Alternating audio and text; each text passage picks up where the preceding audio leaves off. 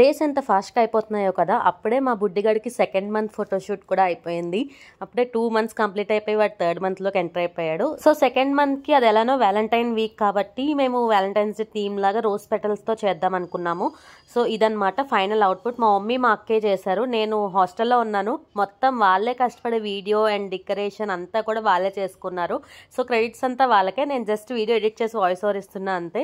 మా బుడ్డిగాడు ఎంత కోఆపరేట్ చేశాడో, అసలు ఆ లవ్ సింబల్ కానీ ఆ నెంబర్ని కానీ ఎక్కడ చెరపకుండా ఎలా పడుకోబెడితే అలానే పడుకున్నాడు. గుడ్ బాయ్ అసలు వీడు. పాపం మా అక్క పిక్స్ కోసం ఎన్ని కష్టాలు పడుతుందో చూడండి. కుర్చీ ఎక్కి మరీ తీస్తుంది.